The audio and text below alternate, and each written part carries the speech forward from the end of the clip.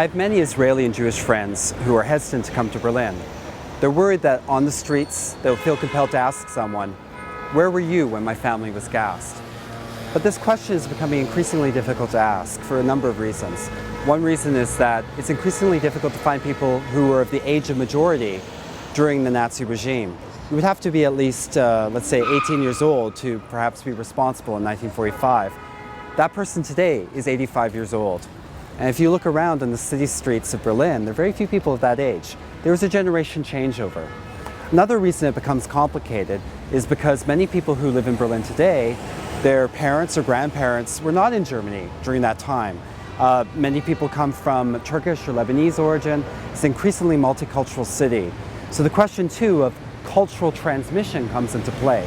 Are you responsible simply because you are German? What it means to be German is changing very quickly. And even then you might question whether simply you can inherit the sins of your fathers. If you were not around, are you responsible? A historian named Goldhagen, who says that everyday Germans are responsible.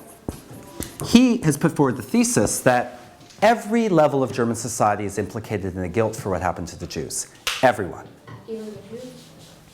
Interesting. Oh, you're smart. That's good. Yeah. And one of the heart-rendering stories within the Jewish community, in terms of talking what happened in the Holocaust, is why didn't we do more to save ourselves? Why didn't we have more collective action? If we put the blame on Hitler and not on the collective, we can easily blame what happened in the Holocaust on Hitler and his gang. Like A.G.P. Taylor says, the Nuremberg thesis. But if we put a focus on the collective, then we are in muddier territory where we have to think about guilt as being something that is not just about a political party and their platform, but something that had its tentacles into everyone who was alive at the time, right?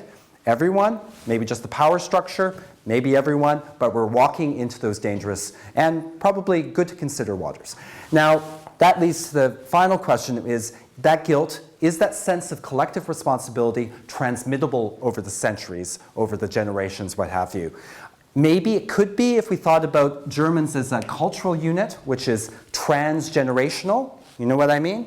But if we think of responsibility as contingent on the moment in historical action, you have to be mighty old in this country to be responsible. I would end by saying, personally, I think that if you live in a country where this has happened, where so many people have died simply on the basis of their race, simply on the basis of their religion, their ethnicity, their sexuality, then we have a responsibility to think hard about responsibility. Whether one takes that burden of responsibility on one's own shoulders is another matter. But I certainly am glad that this conversation is alive and well in Germany today. The responsibility of the past being burned to the new generations, isn't that what the Germans thought of the Jews? Of even if they didn't do anything and their forefathers did, and all of the Jewish family had to be killed. And so is this not the same thing kind of happening again? Do we see patterns in history? Do we see things coming back again and again? Yes, Well, we see reactions to reactions. But what would make these things happen again and again? What force would move history? People. Yeah, human nature. This Okay. philosophy. I want to ask you about contingency, about progress. The idea if there's something that's moving us towards something in history, or whether it's just one damn thing after another, right? Do things just bad? Some people say that doing history is just one damn thing after another. Or is there something about it? I mean, some people believe in this idea of progress, that we're something pushing us towards something. Things are always getting better. Some people say things are always getting worse. Or some people say we have normal cycles in history which repeat. There's always decline and fall, right? Or are these just stories we like to tell each other about how history works? Timelines, narratives, the stories we tell, and we tell them. Time doesn't unfold that way. With psychology, it's the way the brain kind of works. We kind of put things in order to attempt to understand it,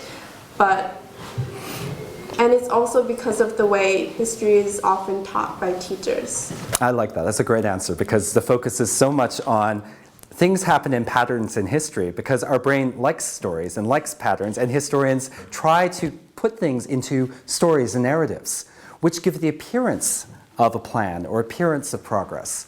But in fact, it might not at all be the case that time unfolds that way. I certainly don't think it does. By saying that history doesn't unfold according to a plan or doesn't unfold according to a theory of progress doesn't mean that things that happen in history are not influenced by what came before or reactions to what came before, or that because otherwise what would be the point of doing history? We need to analyze actions and reactions, not to say they're predetermined by some great force, but to analyze how movements are responding, change, redefine, recreate themselves according to what came before. It takes a quiet moment of trust with Germans to get them to talk about what their families did during World War II and how they feel about the Holocaust. I've had incredibly intense and difficult conversations with my German friends, young people, about the Holocaust and the sense of guilt that they feel. It's incredible. It's incredible how strong it is so many generations afterwards. They are thinking about it. They're just worried. It's very difficult to open up and to talk about it with people that you think will point the finger at you. They need to know from you first that you respect German culture, you respect this country, there are things that you love about Germany, that you're not trying to reconfirm a hatred that you've brought with you. One comes here and one feels that they're hesitant to talk about it. They are. But one sees the engagement very strongly in private conversations, also publicly, what Germany does with memorialization. I mean, how many other countries do you know where there are huge monuments in the center city blocks to the atrocities they've committed? It's unusual. Most people memorialize their victories, not their defeats. Now, one thing I would say about Germany, however, is they're very good at memorializing victims and not as good at memorializing perpetrators. The burden of responsibility and connection to the past is changing as the generation flips over, as their people who were actually around during the Holocaust get older and older. I think Hitler really became who he was because he had certain key people amongst the crowd that listened to him. Yeah. He was a madman, obviously, but there are certain specific people that made him be listened to more people that would put him in a powerful position. Is it mostly individual or mostly collective? I think is the argument. And you're right, it wouldn't be right for us to simply say it's the individual or the collective. That binary is not useful for us. And I would agree with you, what you're saying about individuals surrounding Hitler being instrumental, in particular propagandists, filmmakers, creating an image of Hitler for Hitler and his party that was very persuasive. And one of these people is Leni Riefenstahl. You may have heard of her. Have you heard of Leni Riefenstahl? Hitler's propagandist, filmmaker, who actually created the image that we have of these massive crowds, these parades, all of these men doing salutes in a row, these great demonstrations. That was later picked up by Hollywood. That creates an image, a Hollywood image that we have of Hitler. Even in Steven Spielberg films, uses the image the propagandists gave us of Hitler, of these mass movements.